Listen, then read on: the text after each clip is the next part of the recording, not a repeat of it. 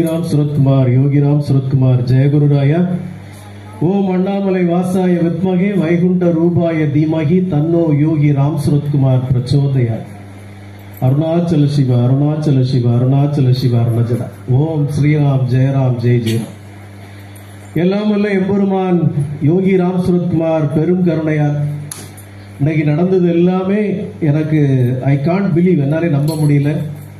ஏன்னா இன்னைக்கு காலையில் 6 மணி வரைக்கும் கூட நாங்கள் இப்படிலாம் நடக்கும்னு நான் கற்பனையில் கூட நினச்சி பார்க்கல. எல்லாருக்கும் குரூப்பில் வாய்ஸ் மெசேஜ் போட்டப்போ கூட இப்படி கொண்டு வராங்க, எல்லாரும் வாங்க ஒரு பன்னீர் மட்டும் வச்சு பாத அபிஷேகம் பண்ணிட்டு பகவானுக்கு பிடித்த அந்த வெள்ளி காசுகளால் நம்ம அபிஷேகம் பண்ணி முடிச்சிடலான்னு தான் நம்ம சொன்னோம்.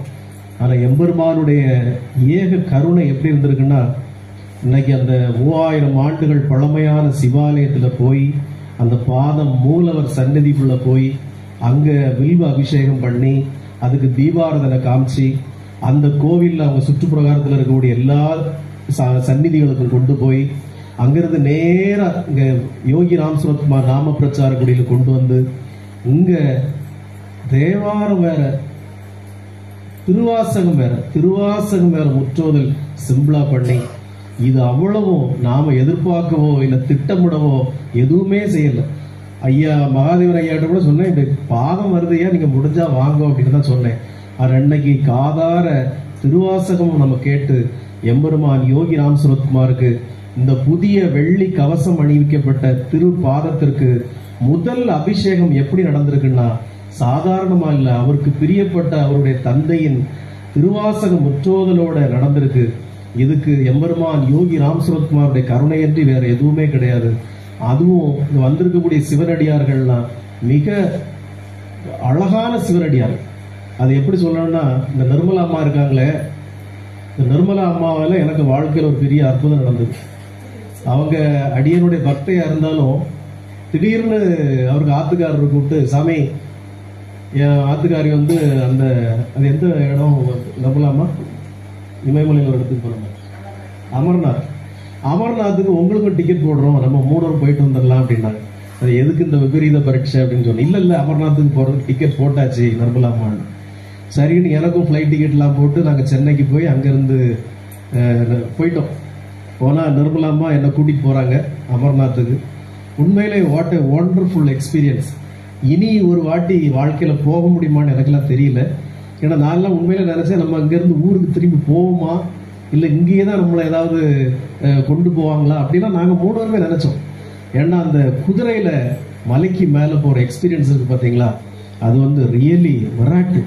10,000 அடி மலைக்கு மேல, நம்ம ஊர் மலை மாதிரி கிடையாது. அந்த பொடி கல்லெல்லாம் பொடிஞ்சு கிடக்கு. இப்படியே குதிரை அப்படியே போகும். கீழே பாத்தீங்கன்னா 10,000 அடி பள்ளம், ஒரு கைப்பிடி சோறு கூட கிடையாது. கீழே பெரிய ஆறு ஓடும். இந்த குதிரையில் நம்மளை ஏற்றி உட்கார வச்சிருப்பா. நாங்கள் ஹெலிகாப்டருக்கு தான் புக் பண்ணியிருந்தோம், ஹெலிகாப்டர் கிடைக்கல. இந்த குதிரை ஒன்று இடிச்சு சண்டை போடும். அப்பெல்லாம் உயிர் போயிட்டு திருப்பி வரும். இந்த குதிரையோட காலு கொஞ்சம் ஸ்லிப் ஆயிட்டா கூட 10,000 அடி பள்ளத்துல நம்ம எலும்பு கூட மிச்சம் இருக்காது. அப்படிப்பட்ட ஒரு ஜேர்னில நாங்கள் 3 பேரும் போனோம். அதுல வேற மழை வேற, குதிரைக்கு காலெல்லாம் வழுக்குது. ஒரு ரொம்ப முக்கியமான ஒரு மலையில குதிரையே ஏற முடியாது. அப்ப எங்களை இறங்கி நடந்து வர சொல்லிட்டு குதிரை இன்னொரு பக்கமா கூட்டிட்டு வருவா. அந்த இடத்துல ஒரு குதிரை எங்க கண்ணு முன்னால விழுந்து செத்துது, ஹார்ட் அட்டாக் வந்து செத்துது. அப்ப எல்லாம் உயிர் எப்படி நமக்கு போயிட்டு வரும் நீங்க நினைச்சு பாருங்க. உண்மையிலே மேல போய் அமர்நாத்ல சாமியை கும்பிட்டுட்டு இனி நான் வரல, நான் இங்கே இருந்துக்கிறேன், நான் கீழே எனக்கு வரப்போ எனக்கு சக்தியே இல்லை. ஏன்னா மழை வேற பெய்யுது, குதிரை வலிக்குச்சுன்னா உயிர் போயிடும். அப்படி நிர்மலாமெல்லாம் ஒரே யோகிராம் சுரத்குமார் தான். ஓம் நம சிவாய சிவாய நமோ. நம்ம எல்லாம் ஒரே யோகிராம் சுரத்குமார் தான். அவரு சுப்ராம் வேற யோகிராம் சுரத்குமார் தான். ஒரு பயத்தோட உச்சம். ஆனா அந்த தரிசனம் இருக்கு பாத்தீங்களா, எங்க 3 வரையும் போல வேற யாரும் தரிசனம் பண்ண. ஏன் சொல்றேன்னா, அதுதான் இந்த மாதிரி சிவனடியார்கள் கூட நம்ம பயணம் பண்றது ஒரு சிறப்பு இருக்கு. இந்த அம்மா என்ன பண்ணிட்டாங்கன்னா, ஊர்ல இருந்தே வில்வ இலை நிறைய பத்திரப்படுத்தி அதை ஃப்ரிட்ஜில் வச்சு ரொம்ப அழகா பேக் பண்ணி, அங்க எதையும் கொண்டு போக விட மாட்டான், ஆனால் அதை ஒழிச்சு வச்சு நீட்டா கொண்டு வந்து அந்த அமர்நாத் லிங்கத்துக்கு நாங்க 3 பேரும் தான் வில்வ இலையை அள்ளி வீசி அபிஷேகம் பண்ணோம். மற்ற ஊர்காரர்களுக்கு வில்வ இலைன்னா என்னன்னு தெரியுமா எனக்கு தெரியாது. நாங்க 3 பேரும் அந்த வில்வ இலையை அந்த அம்மாவோட அருளால அவருக்கு ஈசனுக்கு அள்ளி இறஞ்சிட்டு வந்தோம். இந்த அமர்நாத்துடைய சிறப்பை நான் ஏற்கனவே ஒரு சத்சங்கத்தில் சொல்லியிருக்கேன், கேட்காத பக்தர்களுக்காக சொல்லிடுறேன். இந்த அமர்நாத் நம்ம முதல்ல உண்மையிலே அந்த மலையில ஏறி சிவனை தரிசனம் பண்ற வரைக்கும் ஏண்டா வந்தோம் நான் நொந்து போயிட்டேன். ஏன்னா பேசிக்கலி நம்ம ஒரு சொகவாசி, ஆடம்பரவாசி. நமக்கு இந்த கூட்டத்தை கண்டா பிடிக்காது, அழுக்க கண்டா பிடிக்காது, ஒரு மாதிரி எல்லாம் பிடிக்காது. உண்மையில மனசுக்குள்ள நம்ம அம்மாவை திட்டிகிட்டே இருக்கு, இப்படி கொண்டு நம்மளை பழி வாங்கிட்டாங்களே. ஒரு அங்கெல்லாம் ஷெட்டு, இந்த கூடாரம் போட்டு போட்டு அதுக்குள்ளதான் போய் படுக்கணும். அந்த மெத்தையை துவச்சவன் 10 வருஷம் 20 வருஷம் இருக்கும். அதுல ஒரு போர்வை தருவான், அதை துவச்சும் பல வருஷம் இருக்கும். அதுலதான் ஏறி படுக்கணும். ஐயோ, அது ஒரு பெரிய கொடுமையான நிகழ்வு தான். ஆனா அது ஒரு பெரிய பக்தி இல்லைன்னா நம்ம போக முடியாது. அது ஏன் எனக்கு அப்படி இருந்ததுன்னா, நாம அந்த அமர்நாத்துக்கு போறோங்கிற ஒரு ஃபீலிங் எனக்கு இல்ல. ஏதோ டூர் போற மாதிரி நினைச்சிட்டு காஷ்மீர்ல போய் உட்காந்து ஹோட்டல்லாம் சரியில்லைன்னு சண்டை போடுறது, அரேஞ்ச்மெண்ட்ஸ் எல்லாம் இல்ல சரியில்லைன்னு சண்டை போடுறது, இப்படி நிறைய பண்ணிட்டு இருந்தோம்.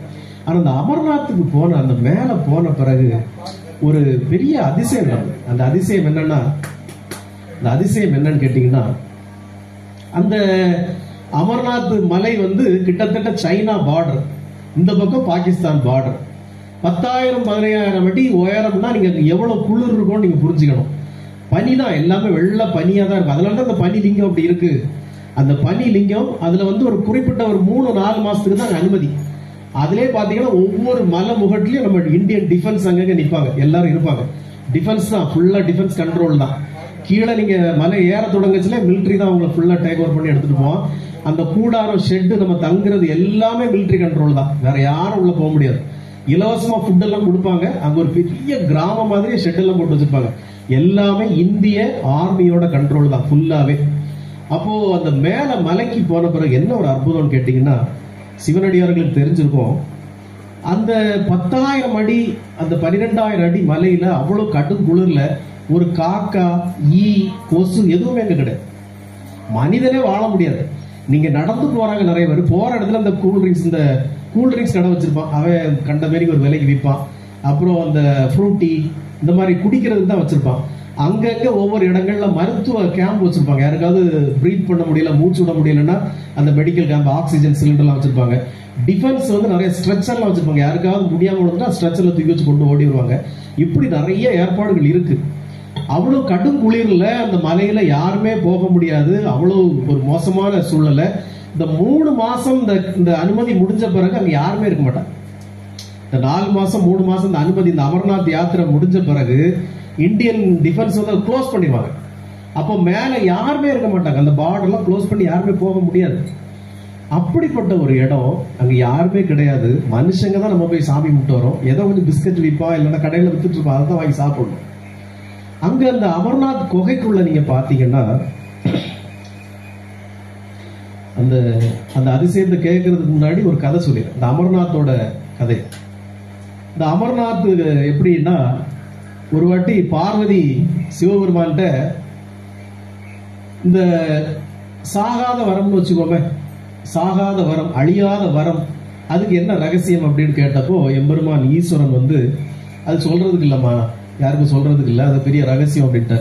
இல்ல எனக்கு சொல்லியே ஆகணும் அப்படின்னு பார்வதி தேவி வந்து ரொம்ப அடம் பிடிச்ச உடனே, அப்போ எம்பெருமான் ஈஸ்வரன் வந்து இதை யாருக்கும் வெளியே யாருக்கும் தெரியக்கூடாது, ரொம்ப ரகசியமா காதல சொல்றேன்னு சொல்லி பார்வதி தேவி ஒரு இடத்துக்கு கூட்டிட்டு போறார். அந்த இடத்துக்கு கூட்டிட்டு போற இடத்துக்கு ஒவ்வொரு இடத்துக்கும் ஒவ்வொரு பேர் வருது. அந்த பேர் எல்லாம் அது இப்போ அந்த பேர் இருக்கு. இப்ப நாங்க இந்த ஷெட்டுல தங்கி இருந்தோம் இல்லையா, அதுக்கு ஒரு பேர் இருக்கு. அது வந்து பாத்தீங்கன்னா அந்த இடத்துல தான் எம்பெருமான் ஈஸ்வரன் வந்து தன்னுடைய ரிஷப வாகனத்தை அங்கதான் நிக்க சொல்லிட்டு போயிருக்காரு. நீ இங்கே நின்றுக்கோ, நாங்க மேல போறோம். கொஞ்ச தூரம் மேல போனவர் பாத்தீங்கன்னா தன்னுடைய பிறை நிலவை, நீங்க நின்றுக்கோ, இதுக்கு மேல வரக்கூடாது, நாங்க நின்று போறோம். இப்படி ஒவ்வொரு இடத்துலயும் ஈஸ்வரன் ஒவ்வொரு ஆட்களை கூட இருந்தவங்களை நிப்பாட்டி விட்டுட்டு கடைசி அந்த அமர்நாத் குகை போய் இங்க ஆள் நடமாட்டமே இல்லை, யாரும் இல்லைங்கிறத கன்ஃபார்ம் பண்ண பிறகு பார்வதி கூட கூட்டிட்டு வந்த பார்வதி கிட்ட அவரு அந்த மிகப்பெரிய ரகசியத்தை சொல்ல தொடங்கி அந்த ரகசியத்தை அப்படியே சொல்லிட்டு இருக்கிறாரு. எல்லாம் சொல்லி முடிச்சதுக்கு அப்புறம் திரும்பி பாக்குறாரு. வழக்கம் போல எல்லாரும் வீட்டு கொண்டாட்டியும் போல பார்வதி அம்மா அதோட சீரியஸ்னஸ் தெரியாம நல்லா தூங்கிட்டு இருக்கு. ஈஸ்வரனுக்கு ஒண்ணும் சொல்ல முடியல. என்னடா இது, எம்புட்டு பெரிய ரகசியத்தை இவ்வளவு கஷ்டப்பட்டு கூட்டிட்டு சொல்லிட்டு இருக்கோம், அவ பாட்டுக்கு தூங்கிட்டு இருக்கிறாளே அப்படின்ட்டு, நல்ல வேளை வேற யாரும் கேட்கல அப்படின்னு பாக்குறாரு. அங்க 2 புறா இருந்து இந்த ரகசியத்தை கேட்டுருச்சு. ஈஸ்வரனுக்கு ஒண்ணுமே சொல்ல முடியல, யாருக்குமே தெரியக்கூடாதுன்னு நினைச்சமே. இப்போ 2 புறா கேட்டுருச்சு. என்னடா இது பெரிய அதிசயமா இருக்கு, இங்க என்ன பண்ணேன்னு தெரியாம தவிக்கிறாரு எம்பெருமான் ஈஸ்வரன். இந்த கதையை இதோட விட்டுருவோம். அப்போ இந்த சாகாத வரத்தைன்னு வச்சுக்கோமே, சிரஞ்சீவி வரத்தை, இந்த ரகசியத்தை 2 புறா கேட்டுருச்சு. You believe it or not, நீங்க நம்புனா நம்புங்க, இப்போ அந்த அமர்நாத் குகைக்குள்ள 2 புறா இருக்கு. எந்த உயிரினும் வாழ முடியாத இடத்துல, யாருமே போக முடியாத இடத்துல, உணவே கிடைக்காத ஒரு இடத்துல அந்த அமர்நாத் குகைக்குள்ள 2 புறா இருக்கு. அந்த புறா இனப்பெருக்கம் பண்ணி பெருகவும் இல்ல அந்த சீசன் முடிஞ்சோட வேற எங்கேயும் பறந்து போகவும் இல்லை. நாங்க எல்லாரும் அந்த கண்ணார அந்த 2 புறாவை பார்த்தோம். அப்படி ஒரு மிகப்பெரிய அற்புதத்தை அந்த அமர்நாத் குகையில எம்பெருமான் ஈஸ்வரர் அங்க அமர்ந்திருக்கிறார். அவங்க கிட்டத்தட்ட எல்லா கோயில்களுக்கும் போயிட்டாங்க. நான் அவங்க புண்ணியத்துல அமர்நாத்துக்கு மட்டும் தான் போனேன். ஆனா அதுக்கப்புறம் முடிவெடுத்தேன், இனிமேல் இந்த மாதிரி பிரயாணத்துக்கு என்ன கூட்டிட்டு வந்துடாதுங்க. சிவபெருமான் நேரில் அங்க இருந்தாலுமே எனக்கு வேண்டாம், ஐயோ என்னால் முடியாது அப்படின்னு சொல்லிட்டு, பக்திங்கிறது பயமுறுத்துற மாதிரி இருக்கக்கூடாது, பரவசப்படுத்துற மாதிரி இருக்கணும் அப்படின்னு தான் நம்ம வந்துருக்கோம். அதனால அவ்வளவு பெரிய அதிசயத்தை அந்த அம்மா எனக்கு வாழ்க்கையில ஒரு பெரிய மோட்சத்தை கொடுத்தாரு. அது ஒரு பெரிய சந்தோஷம். ஏன்னா வில்வ இலையால அந்த அமர்நாத் பனிலிங்கத்துக்கு நாங்க மட்டும்தான் இந்த வில்வ இலையால அபிஷேகம் பண்ண, வேற யாருக்கும் அந்த அனுமதியும் கிடையாது, கொண்டு போக விட மாட்டாங்க. அந்த வில்வ இலையால பண்ணோம். இன்னைக்கு பகவானுடைய திருப்பாதத்துக்கும் அந்த வில்வ இலை அபிஷேகம் பண்ணிடும். இன்னைக்கு பாருங்க, எம்பெருமான் யோகி ராம் சரத்குமார் எவ்வளவு பெரிய கருணையாளர். அவர் ஈஸ்வர வடிவம். நான் ஏன் சொல்லுவேன்னா, நாம யாருமே செய்ய நினைக்காதத, நாம யாருமே எதிர்பார்க்காதத, ஏதோ சாதாரண ஒரு சம்பவமா நம்ம செய்ய நினைத்தத அவர் மிகப்பெரிய சரித்திரமா நடத்தி காட்டியிருக்கார். இதுதான் இந்த யோகி ராம் சரத்குமாருடைய கருணை. சாதாரண அந்த பாதத்தை நான் எடுத்துட்டு வந்திருந்தேன்னா இவ்வளவு பெரிய சம்பவமே கிடையாது. என்ன போக விடாம என் மனசை மாத்தி, நீ போக வேண்டாம்னு சொல்லி ஒரு டிரைவரை செட் பண்ணி எடுத்துட்டு கூட்டிட்டு வந்துடலான்னு பார்த்தா, அதை இந்த அம்மாவுக்கு போன் பண்ண வச்சு, இந்த அம்மாவுக்கு நான் போனே பண்ண மாட்டேன் பயந்து போய், இவங்களுக்கு வேற போன் பண்ண வச்சு, அவங்க என்ன சாமி ஏன் கூப்பிட்டீங்க, எடுத்தோடனே என்ன சாமி ஏன் கூப்பிட்டீங்க கேட்டோன்னா, இல்லம்மா இப்படி ஒரு சம்பவம் சொல்லி நானே கொண்டு வரேன்னு சொல்லி. நான் பாருங்க, எம்பெருமான் யோகி ராம் சரத்குமார் எவ்வளவு பெரிய கருணையை காட்டிட்டார். இன்னைக்கு திருவாசகத்தோட திருவாசகம் ஓத ஓத அவருக்கு இந்த 18 திரவியங்களால அபிஷேகம் பண்ணி எவ்வளவு திவ்யமா எவ்வளவு ஜனங்கள் கூடியிருந்து ரொம்ப அற்புதமா அருமையாக அவங்க மூலமாவே நடத்தி தந்திருக்கார். இதுல நான் முதல்ல சொன்ன மாதிரி அவங்களே வர வச்சு, அவங்களே அபிஷேகம் பண்ண வச்சு, அவங்களே இந்த இடத்துல சிம்பிளா ஒரு திருவாசக முற்றுவதை நடத்த வச்சு எம்பெருமான் யோகி ராம் சரத்குமார் கருணை கடலா இருக்கிறார். இந்த கணம் நல்லா காதை வச்சு கேட்டுக்கோ. இந்த கணம் நம்ம கையால எதுவும் நடக்கல, நாம நினைச்சு எதுவுமே நடக்கல, நான் சொல்லி எதுவும் நடக்கல, நான் செய்து எதுவும் நடக்கல. ஏன் மனசை மாத்தி இவ்வளவு அற்புதங்களை நிகழ்த்தின எம்பெருமான் யோகி ராம் சரத்குமார் உங்களை எல்லாரும் சும்மா வர வச்சிருப்பாரு நினைக்கிறீங்களா? கிடையவே கிடையாது. ஏதோ ஒரு அற்புதத்தை உங்க வாழ்க்கையில ஒரு மிகப்பெரிய மாற்றத்தை நிகழ்த்துறதுக்காகத்தான் இந்த சம்பவத்தை நடத்திருக்காரு. இது சத்தியமா நான் சொல்றப்போ உங்களுக்கு ஒரு விளையாட்டா இருக்கலாமா இருக்கும். நான் எம்பெருமான் திருவடிகளிலே இருக்கிறதுனால எனக்கு நல்லா தெரியும் இது ஒரு மிகப்பெரிய சம்பவம். இங்க இன்னைக்கு காதால இதை கேட்டவங்க, இதுல கலந்துகிட்டவங்க, பண்ணுனவங்க, அபிஷேகம் பண்ணவங்க எல்லாருக்கும் பகவான் யோகி ராம் சரத்குமார் திவ்யமா அருள் புரிவார்கள். எந்த மாற்று கருத்து கிடையாது. உங்கள் வாழ்க்கையில் இருக்கக்கூடிய கடன்கள், கஷ்டங்கள், கவலைகள், குறைகள், குடும்பத்தில் நிலவக்கூடிய நிம்மதி இல்லாத சூழ்நிலைகள், குழந்தை இல்லாதவங்களுக்கு குழந்தை, திருமணம் ஆகாதவங்களுக்கு திருமணம், நோயால துன்பப்படுவவங்களுக்கு அதுல இருந்து விடுதலை, எல்லாமே பகவான் யோகி ராம் சரத்குமார் நடத்திடுவார். இதுக்கு மேல நான் ஒரு அற்புதத்தை சொல்லணும். இன்னைக்கு ஏதோ ஒரு பெரிய அதிசயத்தை பகவான் நிகழ்த்த போறாருங்கிறது எனக்கு விடியகாலம் 3 மணிக்கே தெரியும். ஏன்னா விடியகாலம் 3 மணிக்கு நான் எழும்பி வானத்தை பார்த்தப்போ ஒரு பிறை நிலவு என் கண்ணுக்கு தெரிஞ்சது. அதுக்கு நேர் மேல ஒரு நட்சத்திரம் தெரிஞ்சது. ரொம்ப நேரம் அதை பார்த்தப்போ நான் சொன்ன அவளில் பைத்தியகாரம் பேசுறான்னு தோணும். அந்த சின்ன நட்சத்திரம் ஒரு வண்ணத்து பூச்சியா பறக்கிற மாதிரி என் கண்ணுக்கு தெரியுது. துறை நிலவுக்கு மேல இந்த நட்சத்திரத்தை தான் பார்த்தோம், அது வண்ணத்து பூச்சியா பறக்குதே அப்படின்னு எனக்கு நம்ம தான் பைத்தியம் பிடிச்சு பாக்குறோமா இல்ல உண்மையிலே அப்படி நடக்குதா அப்படின்னு உடனே உள்ள போய் என் செல்லை எடுத்துட்டு வந்து அந்த போட்டோ எடுக்க முயற்சி பண்ணேன். அந்த பிறை நிலவு ஒரு முழு நிலவாக மாறுது. அந்த முழு நிலவாக அப்படியே மாறுது. அதுக்கு மேல அந்த நட்சத்திரம் அப்படியே ஒரு பட்டர்ஃபிளையா அது அது சிறகு அடிக்கிறத என் கண்ணால நான் பார்த்தேன். அது சொன்னா நம்ப மாட்டீங்க, சொன்னா நம்பவே மாட்டீங்க. இப்படி ஒரு அற்புதத்தை எம்பெருமான் யோகி ராம் சரத்குமார் யாருக்கு அருள்வாருங்கிறத நீங்களே பாருங்க. ஒரு பிறை நிலவு என்னோட கேமரால, அதுக்கு மேல கூட ஒரு நட்சத்திரம் எப்படி அது பிடிபட்டிருக்குங்கிறத நீங்களே பாருங்க. 2 போட்டோ இருக்கு. இதை இங்கேயும் ஸ்க்ரோல் பண்ணி பாருங்க. அந்த நட்சத்திரம் ஒரு வண்ணத்து பூச்சியா பறக்கிறத நீங்களே பாப்பீங்க. இந்த பிறை நிலவு முழு நிலவாக அப்படியே மாறுது. அதுக்கு மேல இந்த நட்சத்திரம் அப்படியே வண்ணத்து பூச்சியா சிறகடிக்கிறது கிளியரா போட்டோல பதிவாகிருப்பாரு. நான் பார்த்தப்போ ஒரு கணம் எனக்கு அழுறதை தவிர வேற ஒண்ணுமே தெரியல. எனக்கு அழுகணும் தோணுது, அழுகிறேன், கண்ணுல இருந்து கண்ணீர் வடியுது. அப்படியே பார்த்து பிரமிச்சு அப்படியே நின்னுட்டேன் நான் ஒரு செகண்ட். ஆனா எம்பெருமான் யோகி ராம் சுரத்குமார் ஏன் இந்த இடத்துல இந்த யோகி ராம் சுரத்குமார் நாம பிரச்சார குடியில பரிபூர்ணமா இருக்காரு நான் எதுக்கு சொல்றேன்னா, இதுல அவர் அவ்வளவு சாதாரணமா அவர் இருக்கல. ஒரு கோவில் அவ்வளவு ஈஸியா நம்ம சிவனுக்கு ஒரு ஆலயம் கட்டிட முடியாது. அதே போல எம்பெருமான் யோகி ராம் சுரத்குமாரும் அவ்வளவு ஈஸியா ஒரு இடத்துல வந்து இருக்க மாட்டாரு. இவர் எப்படி வந்து இருந்தாருன்னா, ஒரு நாள்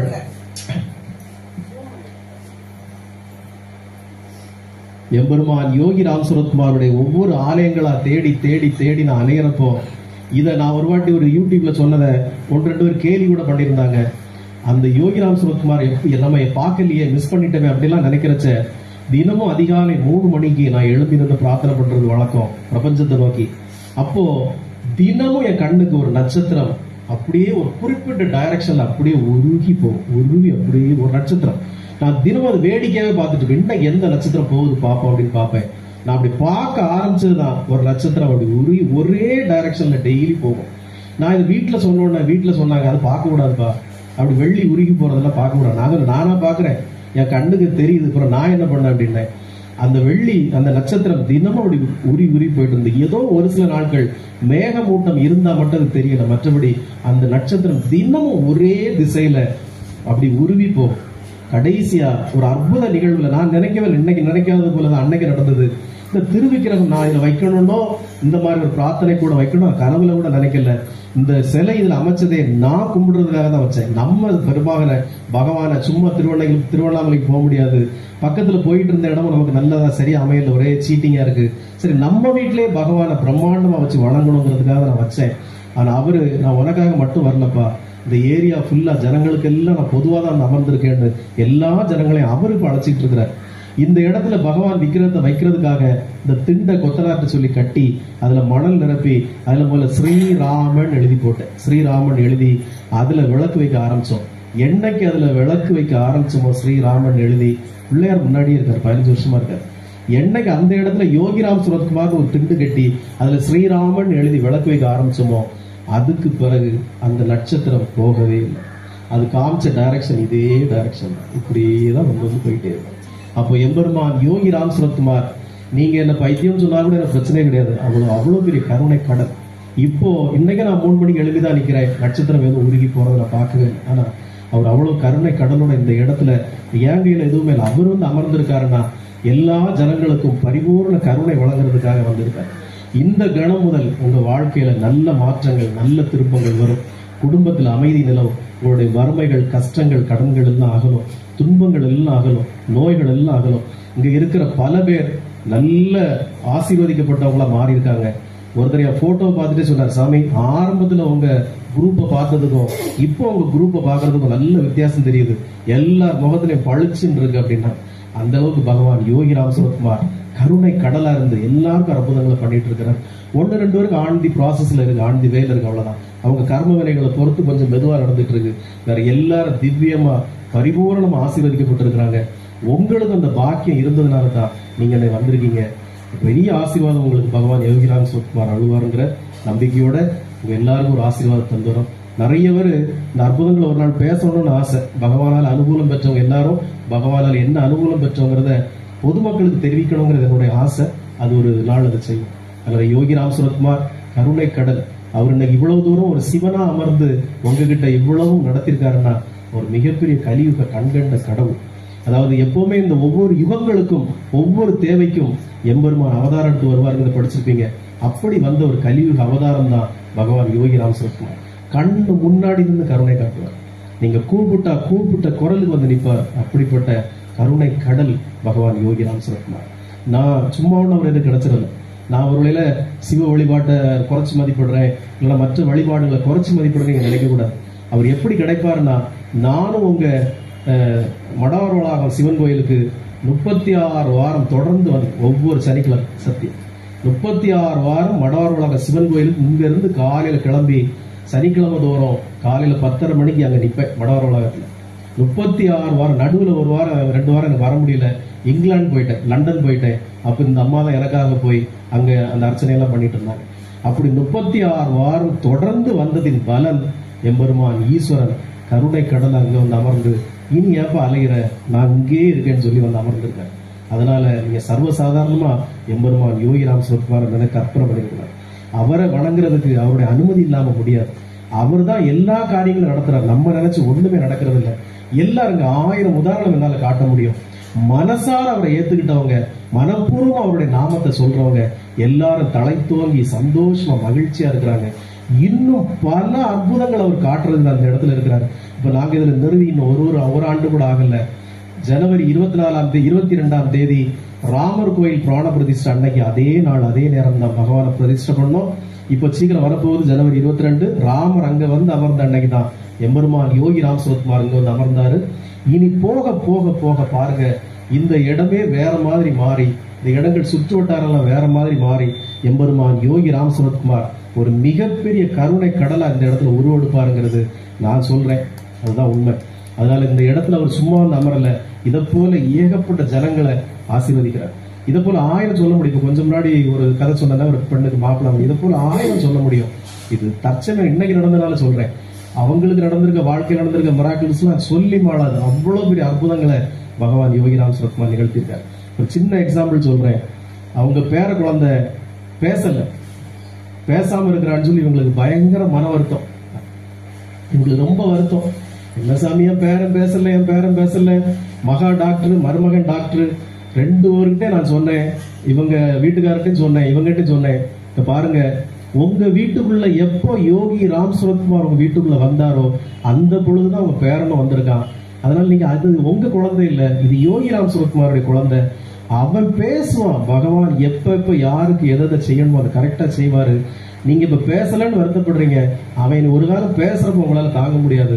அவ்வளவு தூரம் பேசுவான். அவன் லேட்டா பேசினாலும் பெரிய ஆளா வருவான்னு சொன்னப்போ இவங்க நம்புறாங்களோ என்னவோ தெரியல. ஆனா அந்த பாப்பா மதுபாலா அதை தூக்கிட்டு ஒவ்வொரு டாக்டர்கிட்டயா போயிட்டு இருந்தாங்க. ஒவ்வொரு டாக்டரும் ஆஸ் பர் த பீடியாட்ரிஷியன் அவன் சஜஷன், அது அப்படி பண்ணணும், இப்படி பண்ணணும், அந்த செக்அப் பண்ணணும், இந்த இதை பண்ணணும், அதை பண்ணணும், பெரிய செலவு எடுத்தாங்க. அப்போ ஒவ்வொரு வாட்டி கோயம்புத்தூர் போக சொல்லுவேன், பாப்பா தேவையில்லாத வேலை பாக்குறீங்க, பகவான் மட்டும் நம்புங்க. அந்த குழந்தை நல்லா பேசுவான், மெதுவா பேசுவான். ஆனா உங்க குடும்பத்துல பெரிய லெவல்ல வருவான், டாப்ல வருவான். பொறுமையா இருங்கன்னப்போ யாருக்கும் மனசு கேட்காது இல்ல, ஐயோ குழந்தை பேசலையே. இவ தாத்தா கூட சுப்ராம் கூட ஒரு வாட்டி அவர் கூட உள்ள ஃப்ரெண்டுங்க இவனோட சின்ன குழந்தை, அந்த குழந்தை என்ன தாத்தான்னு கூப்பிட்டுட்டு பாட்டின்னு கூப்பிட்டுட்டு என் பேரன் பேச மாட்டேங்கிறான்னு வருத்தப்பட்டார், அழுதாரு. இப்படி எல்லாம் வருத்தப்படாதீங்க, அடுத்த பிள்ளை கம்பேர் பண்ணாதீங்க. உங்க பேரன் நல்லா பேசுவான், கவலையப்படாதீங்க. பகவான் யோகி ராம் சிவகுமார் அதுக்கு அருள் புரிவாரு அப்படின்னு நான் சொன்னேன். சொல்லி அவங்க பேரண்ட்டுக்கு அதுக்கு நம்பிக்கை இல்லை. பாத்தீங்களா, ஒரு நாள் அந்த பகவானை நிரூபிச்சு காட்டுறார். எப்படின்னா, அவங்க வீட்டுக்கு சாப்பிட கூப்பிட்டாங்க. எப்படியும் எங்க வீட்டுக்கு சாப்பிட வரணும் சாமி. நான் ஒரு வீட்டுக்கு அவ்வளவு ஈஸியா போக மாட்டேன். சரி, அன்னைக்கு என்னவோ பகவான் வந்து சரி போக சொல்றாரு, அந்த வீட்டுக்கு போய் சாப்பிட்டு வாங்கன்னு சொல்றாரு. அன்னைக்கு இவங்க பொண்ணு தான் பிரமாதமா சமைச்சு நிறைய சாப்பாடு கறிவைகள்லாம் சமைச்சு நானும் போயிருக்கேன். இவங்க வீட்டுக்காரரும் வந்திருக்காரு, நானு சுப்புராமு அந்த பொண்ணு மதுபாலா 3 பேர் தான். நான் சாப்பிட உட்கார்ந்துருக்கேன், சுப்புராம் இந்த பக்கம் உட்கார்ந்துருக்காரு. இந்த பாப்பா எனக்கு சர்வ் பண்ணுது. இவங்க பேரன் ஓடி வந்து என் மடியில ஏறி உட்கார்ந்துட்டு அவன் யாருக்கிட்ட அந்த சாப்பாடுலாம் வாங்கி சாப்பிட மாட்டான், இனிப்பு தான் சாப்பிடுவான். என்கிட்ட சாப்பாடு ஊட்ட சொல்லி கேட்கிறான். நான் ஊட்ட அவ்வளவு கூட்டு கறி வகைகள் எல்லாம் சாப்பிடுறான். மதுபாலாக்கு அப்படி ஆச்சரியம், சாமி நான் ஊட்ட அவளை சாப்பிட மாட்டான், வாலண்டியரா உங்க மடியில யாரி வந்து உட்கார்ந்துட்டு சாப்பிடுறான். எனக்கு ஆச்சரியமா இருக்கு சாமி, இதெல்லாம் தொடவே மாட்டான், நான் ஊட்டனா துப்பிடுவான் கீழே, உங்ககிட்ட கேட்டு வாங்கி சாப்பிடுறான்னு சொல்லி நல்ல திருப்தியா சாப்பிட்டு என் மடியில இருந்து இறங்கி போனான். இப்போ அவங்ககிட்ட கேட்டு பாருங்க, நிறைய வார்த்தைகளை பேச ஆரம்பிச்சிருக்கான். அந்த பாப்பாவை நான் தான் பெங்களூர் போயிருந்தோம் 10 நாளைக்கு முன்னாடி. அவன் சொல்றான், சாமி நல்லா பேசுறான், நிறைய வார்த்தைகள் சொல்றான், 2, 3, 4, 5 சொல்றான், அப் டவுன் சொல்றான், நிறைய வார்த்தைகள் பேசுறான். இப்பவே இங்கிலீஷ் வந்து வெஸ்டர்ன் ரேஞ்சில் பேசுறான் அப்படின்னு அந்த அம்மா திகச்சு போறான். அப்ப எம்பெருமான் யோகி ராம் சிவகுமார் நம்பினவங்களை இதை போல பல அற்புதங்களை நிகழ்த்துவார், நிறைய நிகழ்த்துவார். நான் அவங்களுடைய ஒரு பார்மசின்னு ஒரு பிசினஸ் ஆரம்பிச்சிருந்தாங்க. அதுல ஏதோ ஒரு பெரிய குழப்பம் வந்து கையை விட்டு போற நிலைமையில இருந்து ரொம்ப நானும் நிர்மலாவும் சுப்புராம கார்ல வந்துட்டு இருந்தோம். அப்ப யார்ட்ட ரொம்ப வருத்தப்பட்டாங்க, சாமி நீங்க வந்து இவ்வளவு தொடங்கி வச்ச ஒரு தொழில் நம்ம கையை விட்டு போகுதே அப்படின்னாங்க. நான் சொன்னேன், இந்த தொழில் ஒரு நாள் உங்க கையை விட்டு போகாது, நீங்க பயப்படவே செய்யாதீங்க, தானா அந்த தொழில் உங்க கைக்கு வரும், சக்சஸ்ஃபுல்லா அந்த பிசினஸ் வரும், கவலையப்படாதீங்கன்னு சொன்னேன். அதே போல தானா அந்த பிசினஸ் உங்க கைக்கு வந்தது. இன்னைக்கு பெரிய அளவுல மாசம் 50 லட்சம் ரூபாய் டர்ன் ஓவர் பண்றாங்க. இது எல்லாம் பகவான் யோகிராம் சுரத்குமார் செய்த கர்மம். நான் சாட்சிகளை முன்னுக்கு வச்சுதான் பேசுறேன். இந்த அம்மா ஒரு நாள் என்கிட்ட சொன்னாங்க, என்ன சாமி நான் இவ்வளவு சம்பாதிச்சு எனக்கு கையில ஒண்ணுமே இல்லையே, ஒரு கரண்டி கூட என் பேர்ல இல்லையே சாமின்னாங்க. கவலையே படாதீங்கம்மா, உங்க பேர்ல ஒரு பெரிய அசெட் வரும்னு சொன்னேன்.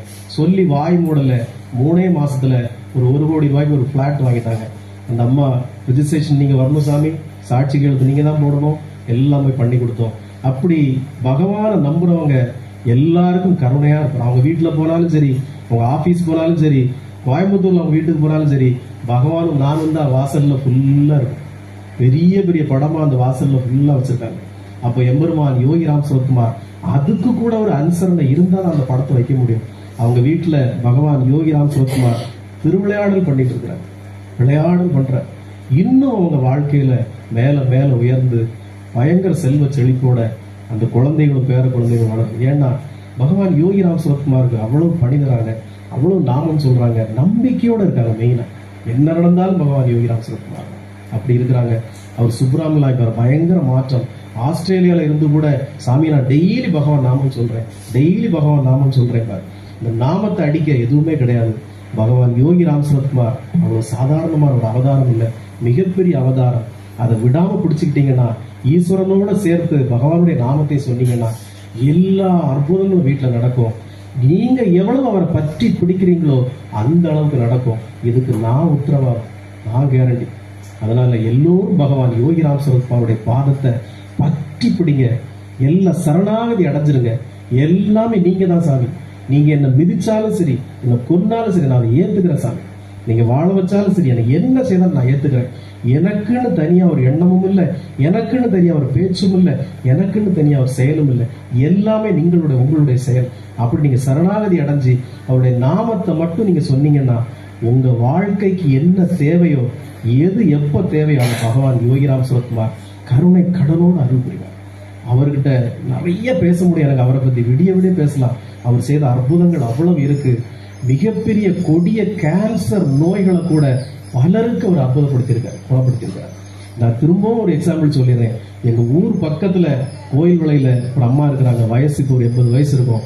அந்த அம்மாவுக்கு ஒரு 30 வயசுல அவங்க கல்யாணம் ஆன புதுசுல அவங்களுக்கு திடீர்னு அடிக்கடி உடம்பு சரியில்லாம போய், அப்போ 50 வருஷத்துக்கு முன்னாடினா பாத்துக்கோங்க, அப்போ பெரிய மெடிக்கல் எக்யூப்மெண்ட்ஸ் எல்லாம் இருந்திருக்காது.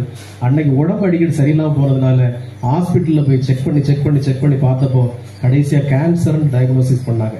கேன்சர் இருக்கு மாட்டோம். அப்போ அந்த காலத்துல ட்ரீட்மெண்ட் ரொம்ப கிடையாது, ரொம்ப கஷ்டம். இந்த அம்மா கோயிலுக்கு போறத தவிர வேற ஒரு வழியும் கிடையாது. அதை அழுதுட்டு டெய்லி ஒரு கோயிலுக்கு அழுதுகிட்டே இருக்கும். பால் அபிஷேகம் போல ஏதோ ஒன்று பண்ணும். பண்றப்போ ரொம்ப நாள் பண்றச்ச ஒரு நாள் ஒரு அம்மா இதை பார்த்துட்டே இருந்துட்டு, ஏம்மா எதுக்குமா டெய்லி வந்து அழுதுட்டே இருக்க, டெய்லி வரைய, டெய்லி சாமிக்கு அபிஷேகம் பண்ணிட்டு என்னம்மா பிரச்சனைன்னு கேட்டப்போ, எனக்கு இந்த மாதிரி கேன்சர் இருக்கு, என்ன செய்யனே தெரியலன்னு சொன்னப்போ, விசிறி சாமியார், அப்போ அவர் சாமிக்கு பேர்லாம் ரொம்ப தெரியாதா இருக்கும், விசிறி சாமியார்னு ஒருத்தர் திருவண்ணாமலையில் இருக்காரு, போய் பாருமா அப்படின்னு சொல்லி விட்டாங்க. இந்த அம்மா திருவண்ணாமலை கஷ்டப்பட்டு போனாங்க. அங்க போனா அந்த ஒரு மடத்துல சாமிக்கு வீடெல்லாம் கிடையாது, தெருவுல தான் இருப்பாரு. ஒரு மடத்துல சாமி உட்கார்ந்து இருக்காரு. உங்க ஊர் பக்கத்து ஊர்ல உள்ள பெரிய பெரிய பண முதலாளிகள் அங்க போய் உட்கார்ந்துருக்காங்க. எல்லாரும் உட்கார்ந்து ஏதோ நாமம் சொல்லிட்டு இருக்காங்க. யோகிராம் சுரத்குமார், யோகிராம் சுரத்குமார், யோகிராம் சுரத்குமார், ஜெயகுரு ராயன்னு சொல்றாங்க. இந்த அம்மா அப்படியே பிரமிச்சு போய், ஏன்னா இந்த அம்மாவுக்கு ஒரு வழிபாடே தெரியாது. அது சிவன் கோயிலுக்கும் விஷ்ணு கோயிலுக்கும் முருகன் கோயிலுக்கும் போனது. இது என்ன புதுசா ஒரு நாமம் சொல்றாங்க, நீ ஏதோ புதுசா பண்றாங்க, அவருதான் சாமியா, சாமி உட்கார்ந்து இருக்காரு. இது நினைச்சிட்டு வந்தது நம்ம நேரா சாமி கிட்ட போய், சாமி எனக்கு கேன்சர்னு சொல்லணும், அவருக்கு என்னமா அவர் கேன்சரா, நான் இப்ப குணப்படுத்திட்டேன் போன்னு சொல்லிடுவார் போல அப்படி நினைச்சிட்டு போச்சு. ஆனா அங்க போய் சாமி கிட்ட பேச முடியல. சாமி அங்க உட்கார்ந்து இருக்காரு. நிறைய பேர் பஜனை பாடிட்டு இருக்காங்க. இதுவும் போய் உட்கார்ந்து இருக்கு. என்ன நடக்குதுன்னே தெரியல. நம்மள திடீர்னு ஒரு சர்ச்சுக்குள்ளேயோ ஒரு மாஸ்க்குள்ளேயோ கூட்டிட்டு போனா நமக்கு என்ன தெரியும், அப்படி பார்த்துட்டு இருப்போம். அதுக்கு நம்ம பார்த்துட்டு இருக்காங்க. எல்லாரும் சுத்தி நாமம் சொல்றாங்க. இந்த அம்மா அழுதுகிட்டே இருக்கு, நமக்கு சாமி கிட்ட பேச முடியலையே, நம்ம நோய் குணமாகணுமேன்னு.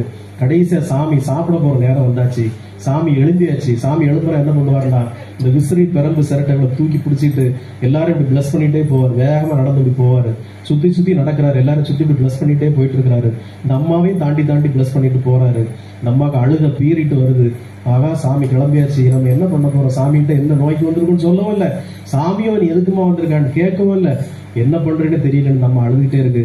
சாமி இப்படி சுத்தி சுத்தி ஆசீர்வாதம் பண்ணிட்டே வந்தவர் இந்த அம்மா பக்கத்துல உங்களை மாதிரி உட்கார்ந்துருக்காரு. இந்த அம்மா பக்கத்துல வந்த உடனே ஒரு 3 வினாடிகள், ஒரு 10 வினாடிகள் அப்படி நின்னாரு.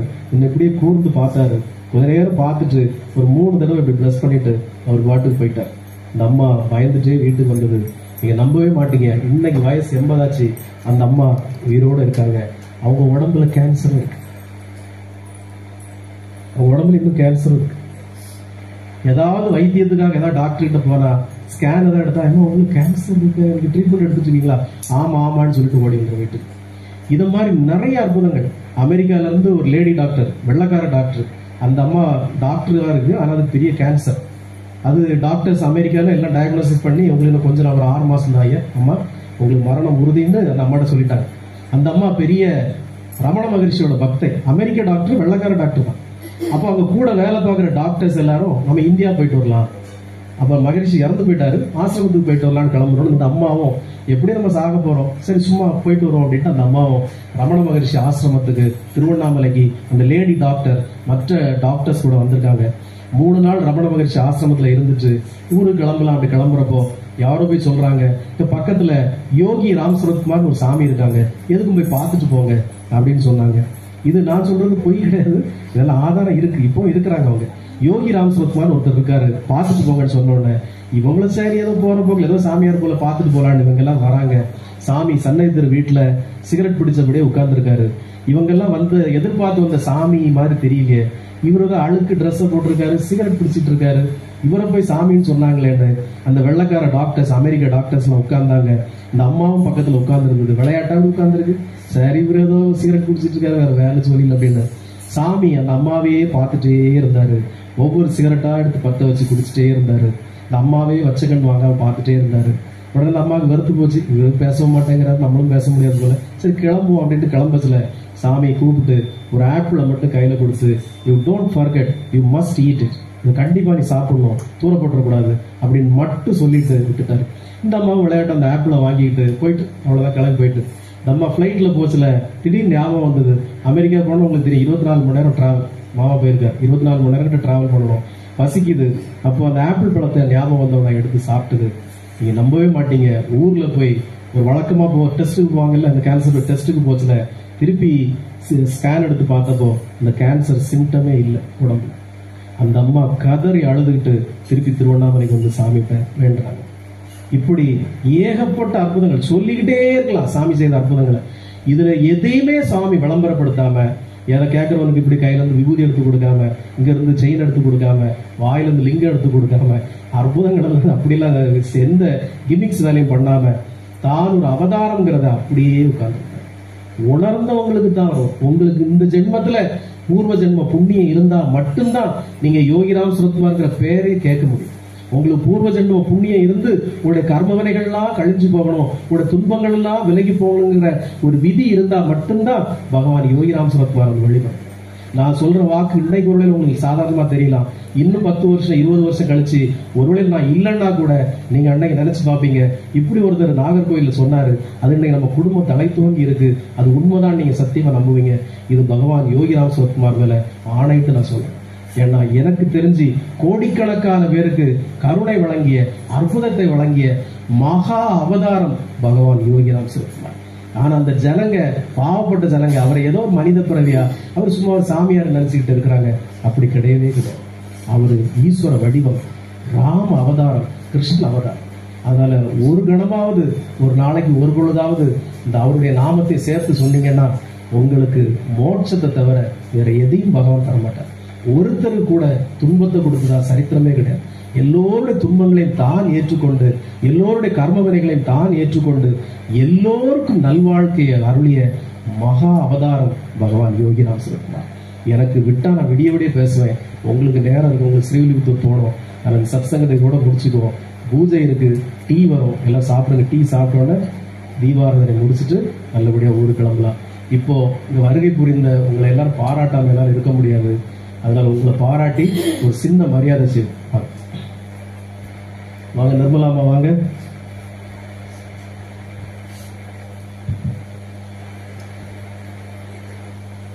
வாங்க டீச்சர், வாங்க கொண்டாடி கொடுங்க. வாங்க சாமி முன்னு வாங்க, கொண்டாடி கொடுங்க உங்களுக்கு.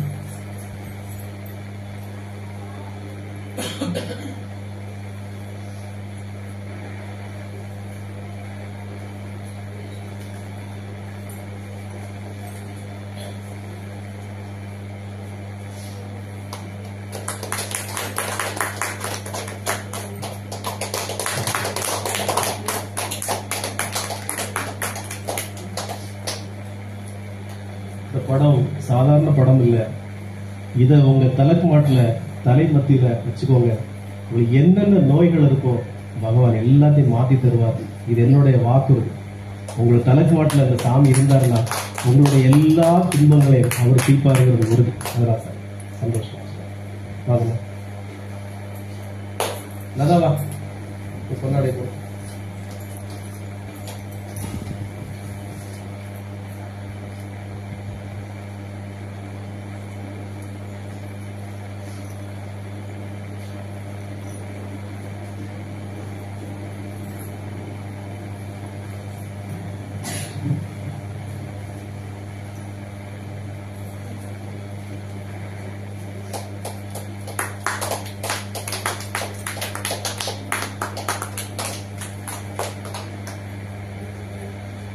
அதே தான் சொல்றேன். பகவான் உங்க பார்வையிலே இருக்கட்டும். எல்லா பிரச்சனையும் பறந்தோடு போயிடும். எல்லாமே சந்தோஷம்.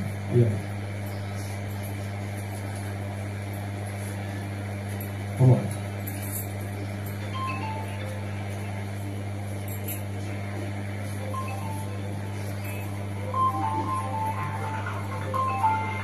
சார் உங்க ஆத்துக்காரரா?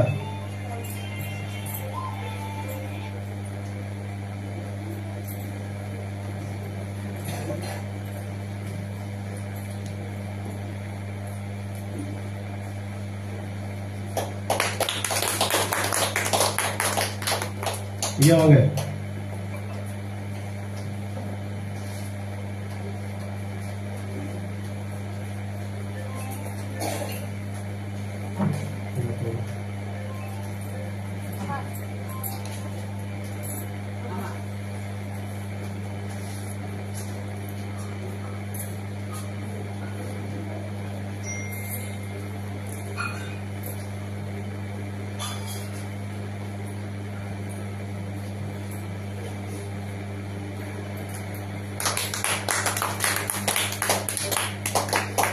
உங்களுக்கு சாதாரணமாக அவங்க சொல்ல மாட்டாங்க.